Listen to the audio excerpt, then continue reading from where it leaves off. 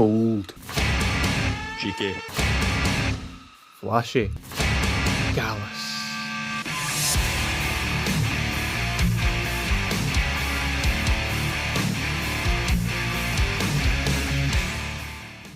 Hello and welcome to another episode of the Gallus podcast for film and TV.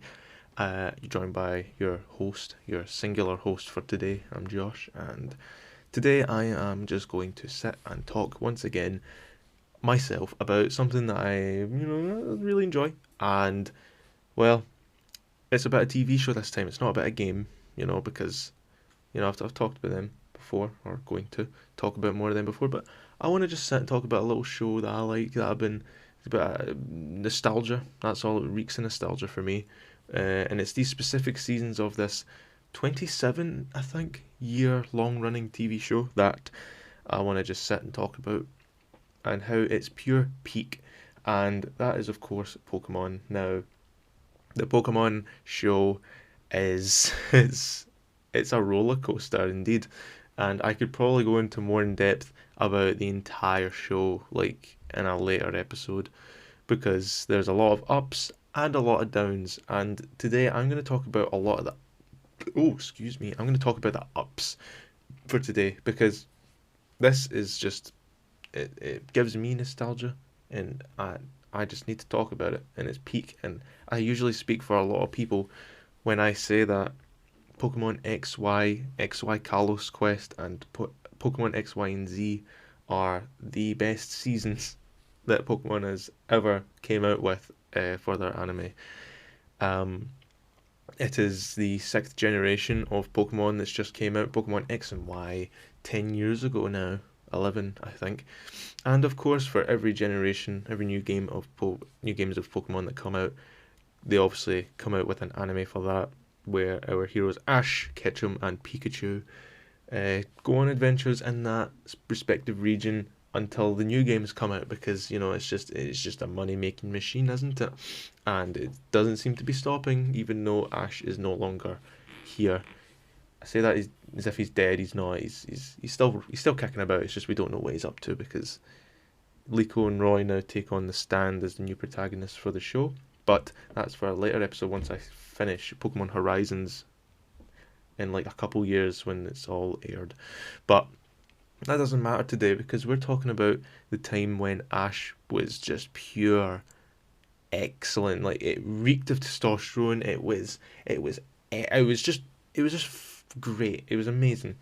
And it's one of the only shows, at least it's not only for Pokemon, but for just in general, that I tuned in every single week to watch every episode.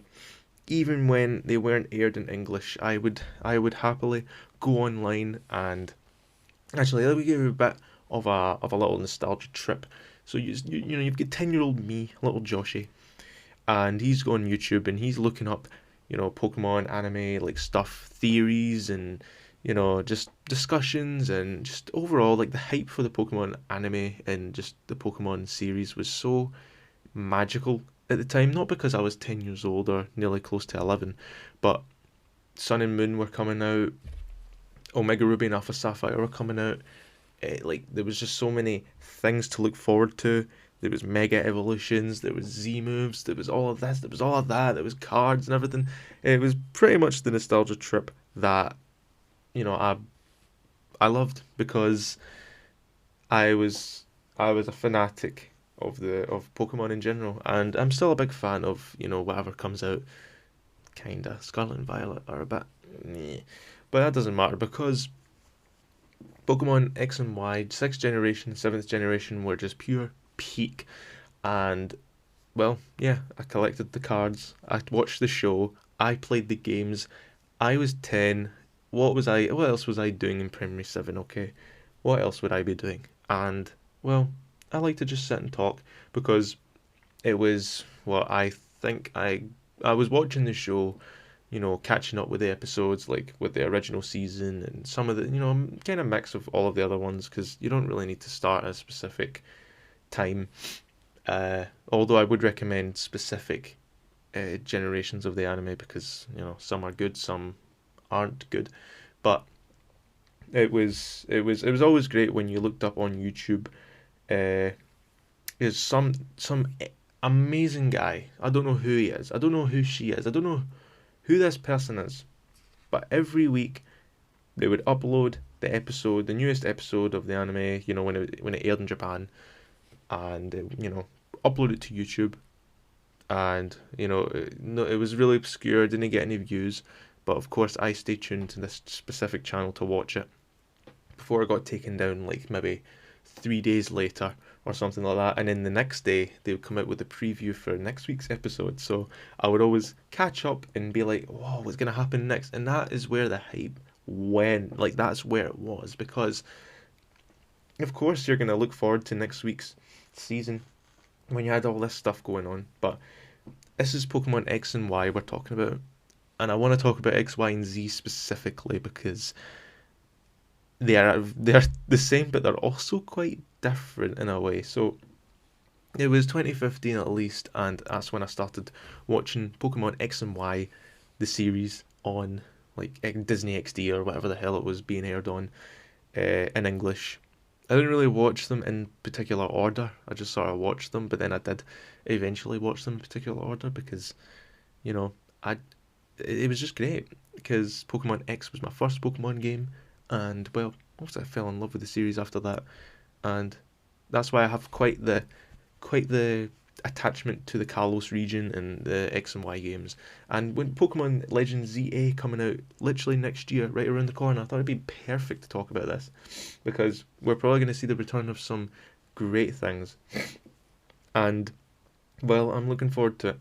So Pokemon X and Y, they came out in 2015, the series, 2014 in English, and every year they had like a specific season with weekly episodes. Most of them were filler, but usually it would follow Ash, Pikachu, and then eventually his little companions, Serena, Clement, and Bonnie. They are the three little companions that Ash travelled with throughout the region, or basically they just followed him. Because for some reason, for every region, Ash just somehow gets like people to just go on travels with him. But this is an animated show we're talking about. There's no logic to explain, and it's also Pokemon, so yeah, I'll forgive it for that. But they're also great characters. Is their chemistry is great. Or even in the start, Ash looked different. It was the best that the anime has ever looked, and I'm not just saying that because the Sun and Moon anime looked vastly different. I've not watched it fully, and I plan on doing it because I don't think commenting on the animation style of Sun and Moon and Journeys is fair. Because they might very well be just good, but you can't help but look at X and Y and be like that. The animation they did for that was way better. Ash looked like a 15. He looked bloody 18. I always say this, X and Y, or X, Y, and Z specifically, was the day that Ash turned 11. That's an inside joke because Ash has always been 10 years old somehow after about 25 years. And in Gallus, he still remains 10, but he just doesn't look it. He looks more determined. He seems more mature this time around. Even when in the more recent seasons with Ash, he's just a bit of a baby, isn't he? Like, he got smaller and he would whine about losing. Have you seen X and Y Ash lose? He gets into a depressive episode. There was a time once, it was the final gym battle, and well, his rivals, Sawyer.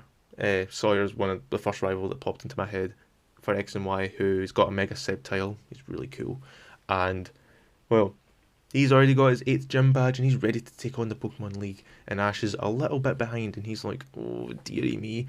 So then, him and his Greninja. I'm going to talk about his Greninja later on, by the way. There's a lot to say about Ash's Greninja, or Ash Greninja, but that's for later on. So he's in the gym, right? Not the gym, like, doing bicep curls. I mean, he's in the Pokemon gym. He's battling the gym leader and he loses to Wulfric, the Ice-type gym leader. And there is an entire episode after that where he just runs away. he just runs away and gets time to think. He gets into this like depressive episode, and even like when Serena, I'm going to talk about Serena as well later on because there's a lot of stuff as well. She goes to look for him, and it's really snowy as well, so obviously they're quite worried about him.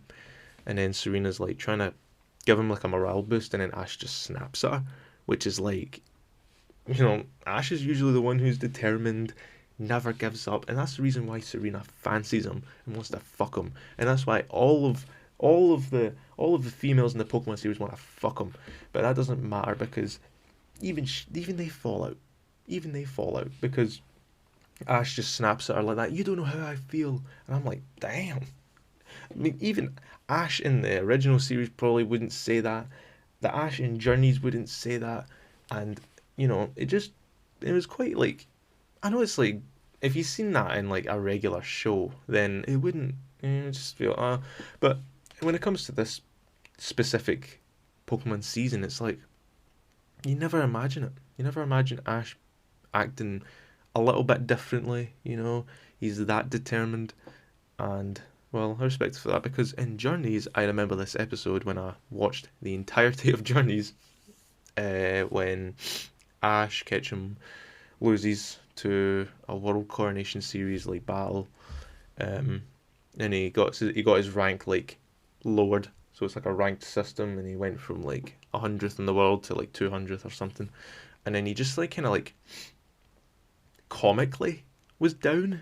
He was just more like, it was more just like, haha, he's down, he's a little bit sad, and look at him in the curl up into a ball when goes like catching Pokemon and stuff. Like it didn't hit the same.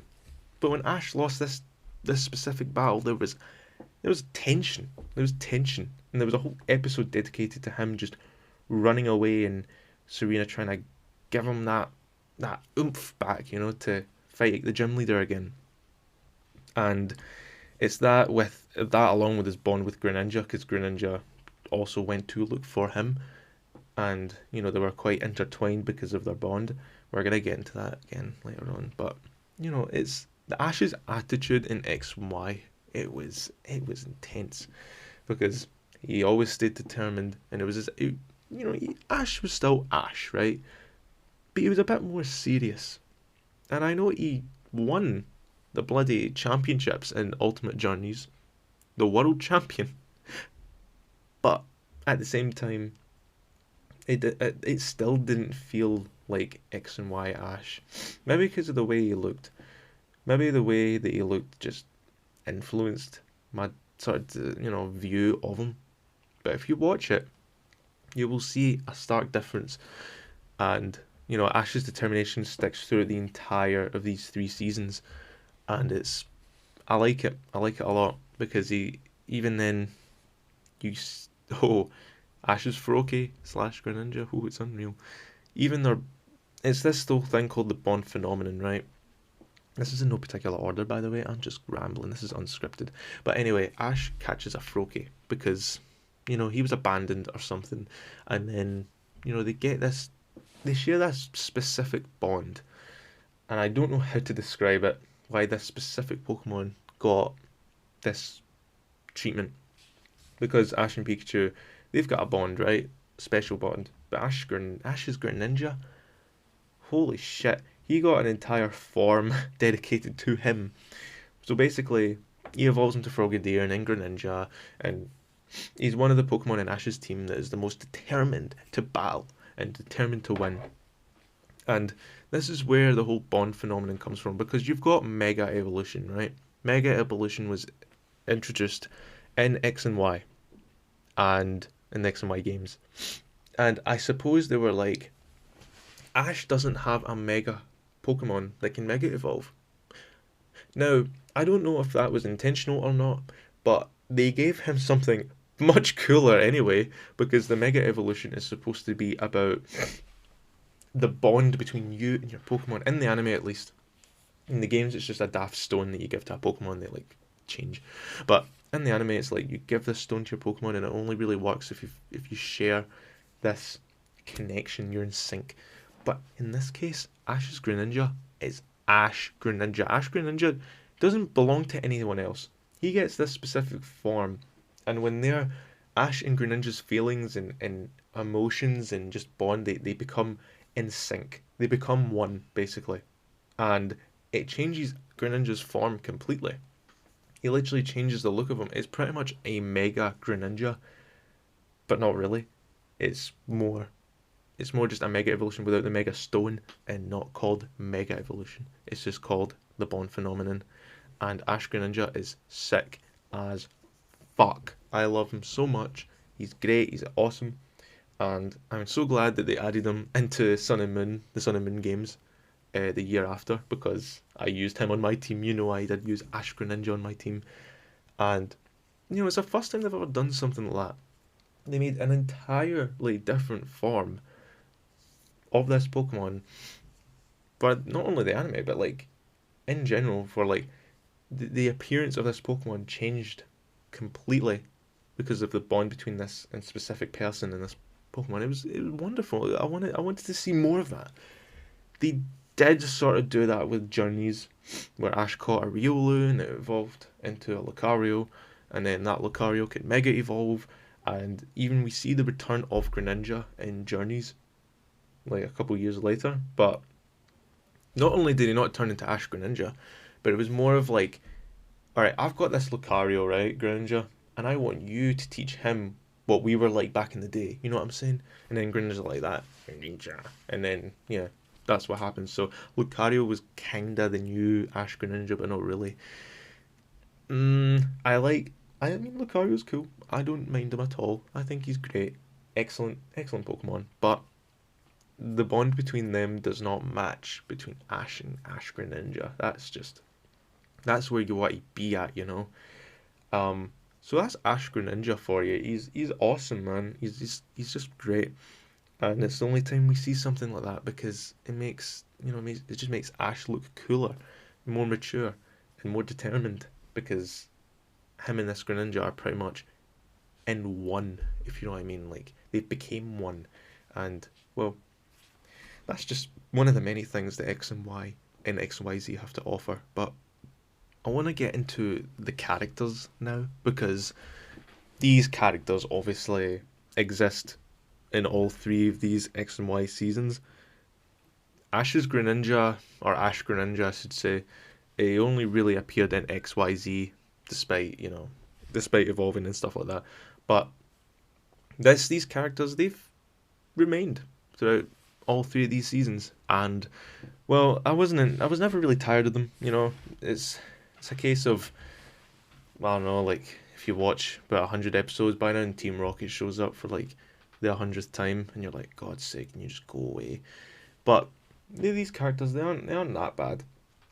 Serena is great because she's all about Pokemon contests, which is like a dance competition where basically you and your Pokemon, you look all cute and all that, and then you go on the stage and you dance and you make moves and stuff like that. It's pretty cool.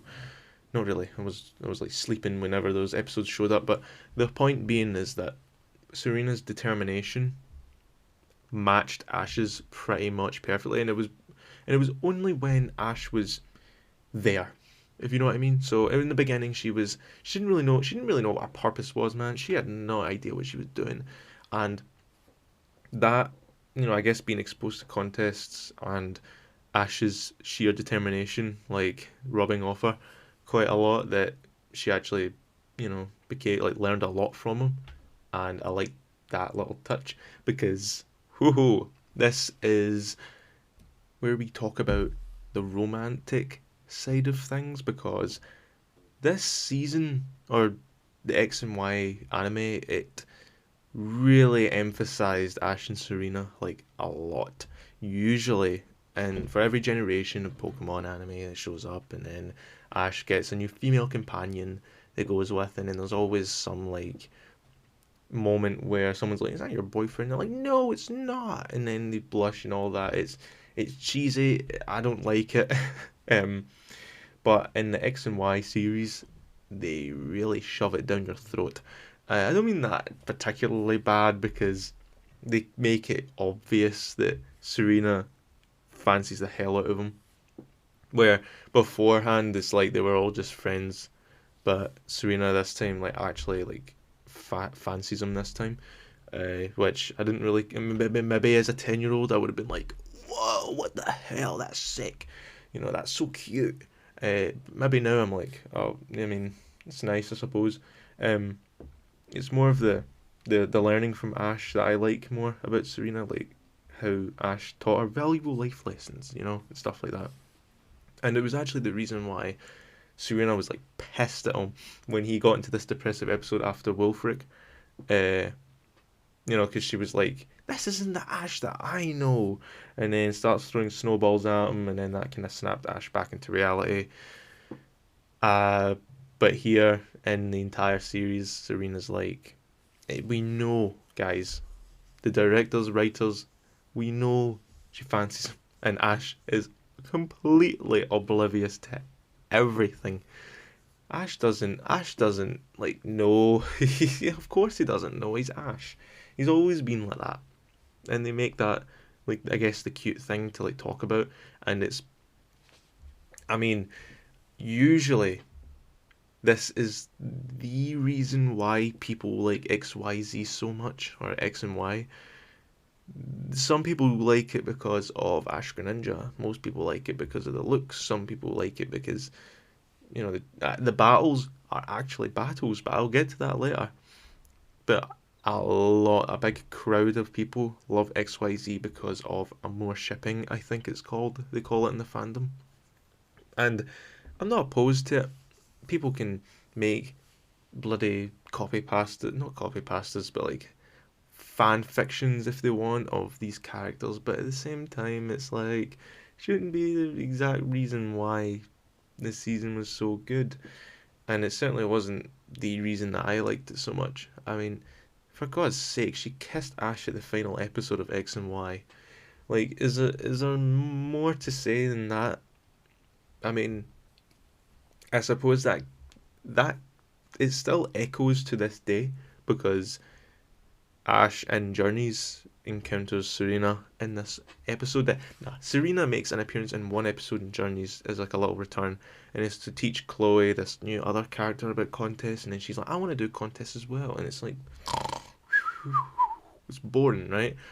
But they make it, they're honestly teasing the hell out of these neckbeards who think, "Oh, I'm worshipping Ash and Serena," and well, they make it really obvious. They're like, "Yeah, yeah, I know you want them to see each other, but we're not gonna.